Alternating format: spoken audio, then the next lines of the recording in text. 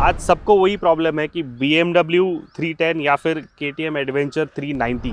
और मैंने सुना है इसमें हीट इश्यूज भी काफ़ी हैं कि ऐसे क्या एक्सेसरीज आपको लगाने पड़े या आपने लगाए हैं। राइडर्स का जो इशू है वो सस्पेंशन को लेकर भी काफ़ी ज़्यादा है। KTM ड्यूक 390 था, नॉट एडवेंचर, या उसका इंजन मेरे ख्याल से 100 किलोमीटर के अंदर ही सीज हो गया था। आपने R15 के बाद KTM पे डायरेक्ट अपग्रेड किया, वो भी एडवेंचर सीरीज़ में। ऐसा क्या आपको इस बाइक में दिखा कि आपको डायरेक्ट एडवेंचर सीरीज़ लेने का मन हो गया? तो आपको लगा था यार कि वो बाइक के लिए रुकना चाहिए, देखना चाहिए कैसा है। ये बाइक लेने से पहले ये चीज़ें तो आपको कंसिडर करनी ही है। Hello friends, welcome back to my YouTube channel. मेरा नाम है दविंदर सिंह, आप देख रहे हो असरदार रिव्यू। आज एक बहुत ही इंपॉर्टेंट वीडियो आपके लिए लेके आया हूँ, एक ownership review KTM adventure 390। Yes, इसकी जो ओनर है, इन्होंने ये गाड़ी ऑलमोस्ट 2000 प्लस किलोमीटर चला चुके हैं। और कैसा रहा है इनका ये जर्नी, इनका एक्सपीरियंस KTM के साथ, KTM एडवेंचर 390 के साथ, वही जानेंगे इस वीडियो में। So guys, let's welcome Saurabh, the owner of this bike, जिन्होंने राइड की है इस बाइक को। 2000 से भी ज्यादा किलोमीटर चला चुके हैं, एक प्राउड KTM ओनर हैं। और देखते हैं आखिरकार इन्होंने KTM क्यों ली और इनका कैसा रहा है ये journey. Saurabh, welcome to the channel. First of all, I would like my viewers to know about you. तो थोड़ा सा अपने बारे में कुछ बताइए। So basically I am based in Pune and ये बाइक मैंने रिसेंटली अभी 4 महीने पहले ली है। एंड इसके पहले भी मैं काफ़ी राइड्स कर चुका हूँ। मेरा बाइकिंग के साथ बहुत पहले से एक कनेक्शन है। इसके पहले मैं और 3 से 4 बाइक ओन कर चुका हूँ and I am looking forward to explore more with this bike. Oh great. इससे पहले कौन सी बाइक थी आपकी? सो इसके पहले मैंने सबसे स्टार्ट में तो मेरे पास एक्टिवा थी in my college days. After that I upgraded to a Hero Honda Hunk and उसके बाद मैंने यामाहा R15 सबसे ज़्यादा चलाया हुआ है एंड वो बेच के फिर मैंने ये गाड़ी R15 अनबीटेबल बाइक। तो सौरभ, मैं जानना चाहता हूँ यार, आखिरकार आपने R15 के बाद KTM पे डायरेक्ट अपग्रेड किया, वो भी एडवेंचर सीरीज में। ऐसा क्या आपको इस बाइक में दिखा कि आपको डायरेक्ट एडवेंचर सीरीज लेने का मन हो गया? सो बेसिकली ऐसा हुआ कि like R15 no doubt it is a very good machine, बहुत अच्छा बाइक है, स्मूथ है, बट उसका राइडिंग पोस्चर एक ऐसी चीज़ थी जिससे मैं ज़्यादा लंबे राइड्स नहीं लगा पाता था। एक लिमिटेड सेक्शन तक ही जा पा रहा था। ज़्यादा लंबे राइड पे उसका राइडिंग पोस्चर से बैक पेन हो रहा था and there were many other issues as well. So that was the reason कि I wanted to change the bike and adventure segment was the perfect in that. तो adventure segment लेने से पहले आपने कोई और सेगमेंट एक्सप्लोर किया? आपको लगा ऐसे कि यस मैंने इसके पहले रॉयल एनफील्ड कंसिडर किया था, सुपर मीटियोर, जो क्रूजर सेगमेंट है। Yes, that is also very good for cruising and highway touring. So मैंने वो कंसिडर किया था। फिर आपका कैसा रहा? उसको टेस्ट ड्राइव वगैरह किया आपने? यस, मैंने वो एक्चुअली टेस्ट ड्राइव ले लिया एंड पहले जो बाइक का इंप्रेशन था टेस्ट राइड के बाद वो थोड़ा सा चेंज हो गया, क्योंकि वो बाइक ऐसा है कि लाइक सिटी में वो इतना कंफर्टेबल नहीं है।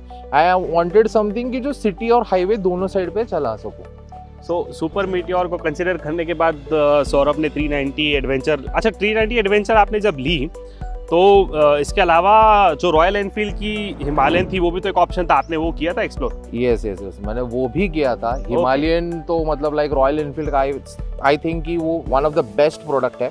हाँ, एंड वो कंसिडर डेफिनेटली किया था because that fulfils my purpose. जो मुझे चाहिए था कि सिटी में भी चला सकूं और हाईवे टूरिंग, वो दोनों पर्पस उस पे है, बट देन उसके क्वालिटी इश्यूज बहुत ज्यादा है। जैसे कि लाइक आपने मे बी यूट्यूब पे भी देखा होगा कि लाइक लोगों के बाइक ब्रेकडाउन हुए, चेसी ब्रेकडाउन काफी न्यूज़ था। जो टूरिंग के लिए जा रहे थे उनके काफी चेसी ब्रेकडाउन हुए थे डायरेक्ट। एग्जैक्टली। तो वो चेसी ब्रेकडाउन देख के थोड़ा सा मतलब टेंशन आ जाता है कि like you are driving long tours and उसके बाद अगर वहाँ पे ब्रेकडाउन हो जाए तो वो दिक्कत वाली बात हो जाएगी। सो आई वांटेड समथिंग कि जो परफॉर्मेंस के साथ बिल्ट भी उसका स्ट्रॉन्ग, क्वालिटी भी स्ट्रॉन्ग हो। या उसके अलावा कोई आपने ये बाइक लेने से पहले कंसिडर किया था किसी और बाइक को, या कोई आपने टेस्ट ड्राइव ली हो? यस मार्केट में अभी ऐसा हुआ है कि लाइक इतने ज्यादा ऑप्शंस आ गए एंड प्रीमियम ब्रांड्स भी है, जैसे BMW है, ट्रायम्फ है, हार्ले डेविडसन है। तो इनके भी बाइक्स ये रेंज में आ जाते हैं which is around 3 to 4 lakhs के बीच में। But then Triumph and Harley Davidson का ऐसा था कि like that is more of a city bike and उससे मतलब लाइक वीकेंड राइड्स हो सकते हैं। देन लॉन्ग टूरिंग के लिए थोड़े दिक्कत वाला काम था वो। ओके, या उस पे लगेज माउंटिंग ऑप्शंस मुझे लग रहा था कि इतने ज्यादा नहीं है जितना मतलब ये या और किसी एडवेंचर बाइक पे होते हैं। और 310 BMW 310 भी तो इस सेगमेंट में आती है। वो मेरा एक्चुअली सबसे बड़ा कंफ्यूजन था। लाइक आज टू बी फ्रैंक सौरभ, आज सबको वही प्रॉब्लम है कि BMW 310 या फिर KTM एडवेंचर 390 दोनों में से किसको कंसिडर किया जाए, that is the main rival. और रिसेंटली जो हिमालयन लॉन्च हुई है, ओनरशिप रिव्यू देखेंगे उसका कैसा है, बट उसको आपने जब कंसिडर किया बाय करते टाइम तो आपको क्या डिफरेंस लगा दोनों में? सबसे पहले बात करूंगा BMW की। हाँ, BMW GS 310 this is like the entry level bike. इसके अलावा उनका 310 भी आता है जो नेकेड वर्जन है, but then GS was a very good option. And obviously लोग BMW के बैजिंग के लिए सबसे पहले तो उसको कंसिडर करते हैं 100%। लाइक हर कोई मिडिल क्लास आदमी का सपना होता है कि एक अच्छा सा प्रीमियम बाइक खरीदे, and what can be better than a BMW।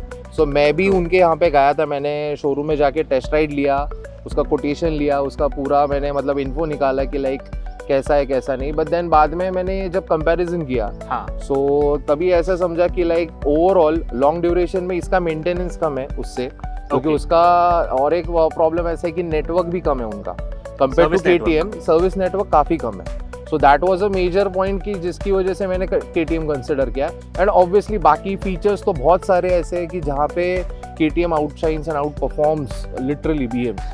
और इस गाड़ी की अगर मैं बात करूं तो अभी तक आपने कितना किलोमीटर चला चुके हो? सो ये बाइक मैंने ऑलमोस्ट 2300 किलोमीटर्स के आसपास चलाई है। काफ़ी अच्छे राइड्स हुए एंड मज़ा आया उस पर। लाइक ऑब्वियसली हर एक बाइक के प्रोज एंड कॉन्स होते हैं, इसके भी है, but then I loved it, I enjoyed the ride. और साथ ही में सौरभ, आपने गाड़ी में जो बहुत सारे एक्सेसरीज लोड किए हुए हैं, तो we would come about that also कि ऐसे क्या एक्सेसरीज आपको लगाने पड़े या आपने लगाए हैं? सो कंसिडरिंग द एक्सेसरीज, तो इसमें कोई थोड़े बहुत से एक्सेसरीज है जो मुझे कंपनी फिटेड मिल गए। Oh great. And there are some कि जो मैंने आफ्टर मार्केट डाले हुए हैं, जैसे क्रैश गार्ड है तो ये कंपनी से भी एक आया हुआ था, बट वो थोड़ा छोटा था एंड वो इंजन प्रोटेक्टेड था। The one I have currently ये जाना की तरफ से है, और ये क्या करता है कि ये in case of a crash ये टैंक को भी प्रोटेक्ट करता है एंड पूरा इम्पैक्ट इस पे आ जाता है। सो मैंने ऐसी छोटी मोटी चीजें लगाई हुई हैं जो इम्पोर्टेंट है, at least for the beginners, starters के लिए ये सारी चीजें मैंने डाली हुई है। इसका गाड़ी का आपका फर्स्ट सर्विस कब हुआ? Coming to the service, company की तरफ से 4 सर्विसिंग फ्री है। अभी सर्विसिंग फ्री यानी उसमें सिर्फ लेबर फ्री होता है, कंज्यूमेबल्स के चार्ज लग जाते हैं। तो मेरा फर्स्ट सर्विसिंग अभी तक एक ही सर्विसिंग हुआ है, विच वाज ऑन 750 किलोमीटर्स। तो उसमें गाड़ी का ऑयल चेंज हुआ है, बाकी जितने भी ब्रेक ऑयल और फ्लूइड्स होते हैं वो सब चेक किए जाते हैं। ऑल्सो बाकी का गाड़ी का बाकी पूरा चेकअप हो जाता है, सॉफ्टवेयर अपडेट हो जाता है, तो वो सारी चीज़ें हो चुकी है। चेन ल्यूब एंड क्लीन उतना हो जाता है, एंड बाकी एज सच मुझे कभी कोई इशू नहीं आया, या तो कोई पार्ट फेलियर अभी तक आया नहीं है कि वो मुझे रिप्लेस करना पड़ा। सो सौरभ, रिसेंटली आपने सुना होगा यार, एक फेमस यूट्यूबर है MSK, based out of Mumbai, उनका काफी वीडियो वायरल हो रहा था कि उनका जो KTM ड्यूक 390 था, नॉट एडवेंचर, उसका इंजन मेरे ख्याल से 100 किलोमीटर के अंदर ही सीज हो गया था। तो आपने क्या वो न्यूज़ सुना है? यस, मैंने वो देखा है, मैंने सुना है, एंड एक्चुअली देखने के बाद मुझे भी टेंशन आ गया था, क्योंकि मैंने बाइक लिया था उसके आई गेस 2 महीने बाद ही उन्होंने भी अपना बाइक परचेज किया था। एंड मैंने वो वीडियो देखा, दे वर ट्रैवलिंग समवेयर एंड उनकी बाइक बंद हो रही थी। लाइक वो पूरा मतलब ऐसे सीज नहीं हुआ था इंजन, बट वो बंद हो रही थी। एंड ऑब्वियसली इससे टेंशन आती है, क्योंकि मैं भी लंबे राइड्स लगाता हूँ, तो वो हर KTM ओनर के दिमाग में आती है चीज़, यार अपने साथ ऐसा हो गया तो क्या करेंगे। So that was a major problem. But मैंने जब उनका बाकी के व्लॉग्स फॉलो किए, तब मुझे समझा कि लाइक उनका जो बाइक है तो उसमें नया इंजन आया, जो KTM का नया इंजन है। उन्होंने रिसेंटली 399 सीसी पे एक इंजन अपग्रेड किया हुआ है। सो ये उसकी फर्स्ट बैच में प्रॉब्लम था, and the good part is कि उन्होंने ये KTM से बात की and KTM has addressed this issue and also fixed it. So Saurabh, इसके कंप्लेंट्स की अगर मैं बात करूं तो राइडर्स का जो इशू है वो सस्पेंशन को लेकर भी काफी ज्यादा है, काफी स्टिफ है, ऐसा आपको कुछ फील हुआ? सो मैंने भी लेने से पहले ये देखा था कि लाइक काफ़ी लोग कंप्लेन कर रहे थे कि इसका सस्पेंशन काफ़ी स्टिफ है।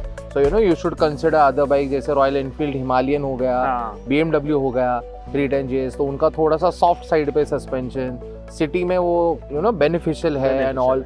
सो आई अग्री कि उनका सॉफ्ट साइड पे, इसका थोड़ा हार्ड है, थोड़ा स्टिफ है। But then what I feel is कि मुझे इतना ज़्यादा ऐसे उससे कुछ फ़र्क नहीं पड़ा। It is going good and highway पे ये जितना तुम लंबा ट्रैवल करते हो ना तो ये ज़्यादा काम में आता है। कंसिडरिंग सॉफ्ट तो वो क्या होता है ना, हाईवे पे थोड़ा बाउंसी हो जाती है बाइक। सो इसका मुझे हाई स्पीड पे तो ये मुझे उतना कुछ प्रॉब्लम नहीं लगा। थोड़ा सा तुम एडजस्ट कर सकते हो, ट्विक कर सकते हो। और इसका अभी KTM में they have launched a new version जो स्पोक व्हील्स वाला है, तो उसमें एडजस्टेबल सस्पेंशन है। And may be in upcoming few months KTM बोल रहे हैं कि वो यहाँ पे हम फिट कर सकते हैं, तो उसका कोई टेंशन नहीं है। So in that preload and rebound adjust हो जाएगा। एक चीज़ ये भी नोटिसेबल थी, जो इसमें क्विक शिफ्टर का जो फीचर दिया हुआ है, तो उसके भी काफ़ी ज़्यादा जो रिव्यूज़ थे कस्टमर्स के या फिर किसी दूसरे ओनर्स के कि उनको वो ठीक से उस चीज़ को ठीक से ऑपरेट नहीं कर पा रहे थे उस फीचर को। तो आपका कैसा एक्सपीरियंस आया उस फीचर को लेके? सो क्विक शिफ्टर एक्चुअली एक बहुत अच्छा फीचर है। ये मोस्टली प्रीमियम बाइक्स पे ही पहले आता था, like about 10 lakhs and all उस पे ही आता था। सो KTM ने ये फीचर इसमें डाला हुआ है एंड उसके भी कंप्लेंट्स थे कि it doesn't work properly, smooth नहीं है। ये नहीं है। एंड स्टार्टिंग में मैंने बाइक जब लिया था मुझे भी ये सेम फील हुआ, बट देन जैसे जैसे मैं राइड करता गया the more I got to know the bike. मुझे एक समझाना कि लाइक 3500 एंड अबाव RPM पे ये ज़्यादा स्मूथली काम करता है। बिलो दैट इसका लो एंड टॉर्क इतना अच्छा नहीं है। सो थोड़ा सा दिक्कत देता है एंड बाइक थोड़ा सा स्टॉलिंग इश्यूज भी आते हैं एंड क्विक शिफ्टिंग का भी थोड़ा सा इशू है।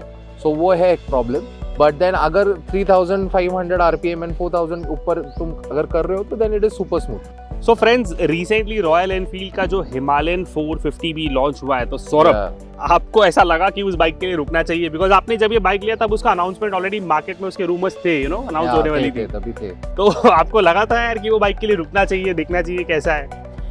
तभी एक्चुअली मैं सोच रहा था कि रुकूं नहीं रुकूं, बट देन जब मैंने पहले का जो हिमालयन था उसके क्वालिटी इश्यूज जितने थे, तो उसकी वजह से मैंने वो कंसिडर नहीं किया था। जब मैंने ये फर्स्ट टाइम इसका टेस्ट राइड लिया, दैट वाज द पॉइंट, मैंने डिसाइड कर लिया दिस इज द वन, यही लेना है। एंड सिंस देन अभी तक मुझे कोई रिग्रेट नहीं है, कोई ऐसी चीज नहीं लगी कि I should have went for a Himalayan और वैसे कुछ, या और किसी बाइक के लिए रुकना चाहिए था। KTM की बात करें तो सौरभ, हमारे व्यूअर्स के लिए आप इसके एडवांटेजेस और डिसएडवांटेजेस जो आपको पर्सनली लगते हैं वो एक बार बता दीजिए कि भाई ये बाइक लेने से पहले ये चीज़ें तो आपको कंसिडर करनी ही है। फर्स्ट डिसएडवांटेज जो मुझे लगा कि इसका जो माइलेज है, वो पहले मुझे लग रहा था कि it must be 30 and above. So ये है बट ओनली ऑन हाईवे। अभी ये मेरा बाइक जो है I use it for my daily commuting and also for weekend rides and लंबे टूर्स के लिए। तो मैंने नोटिस किया कि ये सिटी में काफ़ी कम एवरेज देता है, लाइक हार्डली 20 to 25 के बीच में।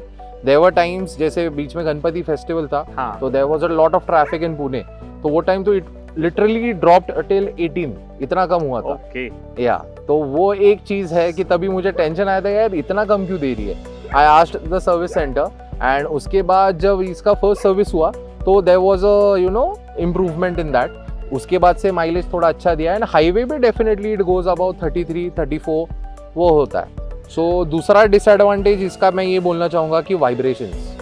तो पहले इसके पहले I was owning a Yamaha, तो यामाहा का रिफाइनमेंट बहुत ज़्यादा अच्छा है एंड इसके जो कंपटीशन है, राइवल्स है, उनमें वाइब्रेशंस थोड़े कम हैं।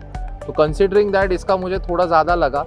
नो डाउट फर्स्ट सर्विस के बाद थोड़े से कम हुए बट अभी भी है।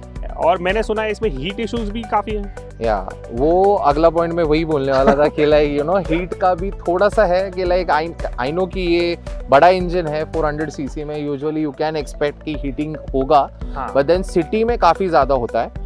एंड ऑल्सो मैंने ये देखा है कि like if I am not wearing shoes तो in that it becomes even more difficult.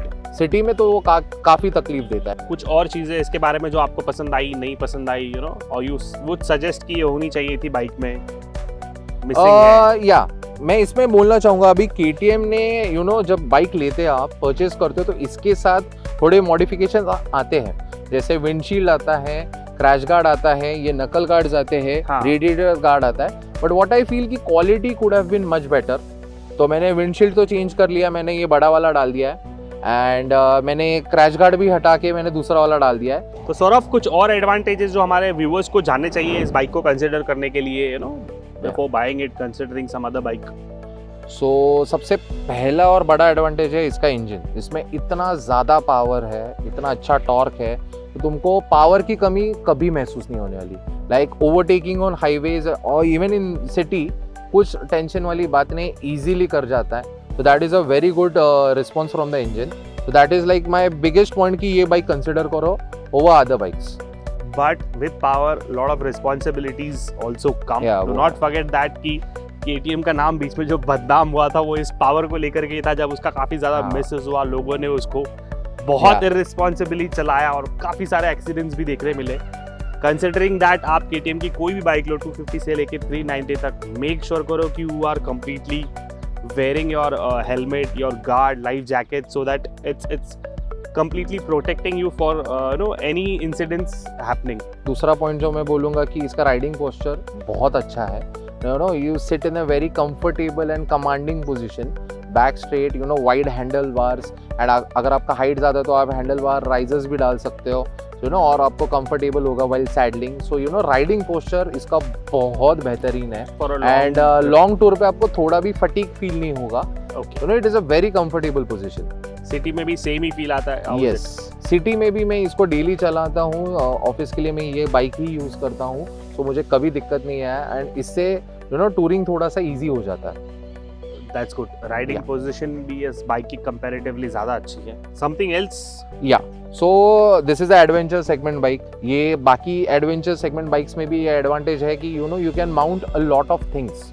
जैसे अभी हम कहाँ पे जा रहे हैं, ट्रैवल कर रहे हैं, अभी तो मैंने इस पे ये एक बैग लगाया हुआ है। I have other bags as well. आप सॉफ्ट लगेज लगा सकते हो, काफ़ी सारा हार्ड लगेज लगा सकते हो। You can put a top box, panniers, वो सारी चीज़ें मॉड कर जाते हो। एंड उसके बाद भी इसका सीट इतना लंबा है कि आपको फिर भी विथ पिलियन राइड करने में कोई दिक्कत नहीं आएगी। ये एक चीज़ मैंने दूसरे भी वीडियोस में देखी है, दूसरे राइडर्स के साथ भी शेयर हुई है कि जो पिलियन राइड करना है तो भाई ये गाड़ी में आपको सबसे ज़्यादा स्पेशियस सीट मिलेगी, very comfortable to ride on a long tour with your pillion. That is one very positive thing. दूसरी जो बाइक्स है उसमें काफ़ी ज़्यादा शॉर्ट राइडिंग सीट है, it becomes very difficult for a long tour. And specially after modifications वो luggage के साथ तो और स्पेस थोड़ा कम होता हो है। जाता है। सो इसका एक लंबा सीट का ये भी एक एडवांटेज है। यस या और इसी के साथ मैं और एक इसका मेन पॉइंट बोलना चाहूँगा कि ये बाइक के साथ है ना, यू कैन रोम एनीवेयर एकदम with a peace of mind.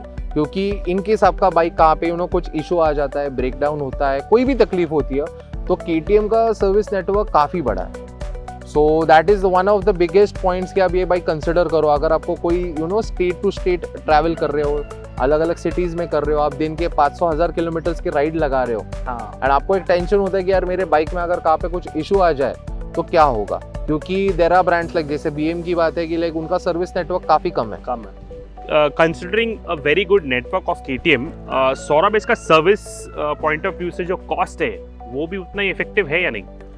Maintenance इसका काफ़ी कम है, ज़्यादा नहीं लगा। मैंने इसके पहले यामा R15 ओन किया था, इन कंपैरिजन विद दैट इसका सेम है, ज़्यादा नहीं है। जबकि ये बाइक ज़्यादा पावरफुल है, ज़्यादा बड़ा इंजन है, ज़्यादा बेटर है। और कुछ एडवांटेजेस बाइक के बारे में सौरभ? या ये बाइक का सबसे बड़ा advantage what I feel is कि ये प्राइस ब्रैकेट में जितने भी बाइक्स अवेलेबल है मार्केट में, हाँ। इससे बेटर पैकेज आपको नहीं मिलेगा। जितना इसमें इलेक्ट्रॉनिक्स लोडेड है, हाँ। बाकी फीचर्स लोडेड है, इसमें आपको TFT डिस्प्ले आ जाता है, बहुत से इलेक्ट्रॉनिक एडवांटेजेस है जैसे क्विक शिफ्टर हो गया, ABS हो गया, there are very many riding modes. तो ये सारी चीज़ें, traction control I don't think so वो भी कोई ऑफर करता है। So considering all these things ये स्टैंड आउट हो जाती है बाइक। So considering this price bracket, you get a very good electronically equipped bike, which is a very nice thing. Saurabh, thank you once again, and आपका जो ये ownership review है हमारे व्यूअर्स को ज़रूर हेल्प करेगा एक डिसीजन मेकिंग के लिए कि कौन सी बाइक उनको लेनी चाहिए। एंड व्यूअर्स, अगर आप चाहते हो कि इसकी जो एक्सेसरीज है उसकी डिटेल्ड वीडियो अगर हम बनाएं तो कमेंट करके हमें ज़रूर बताइए। ऐसे ही और इंटरेस्टिंग टॉपिक्स को देखने के लिए असरदार रिव्यू को ज़रूर सब्सक्राइब कीजिए एंड आपके फ्रेंड्स के साथ शेयर कीजिए।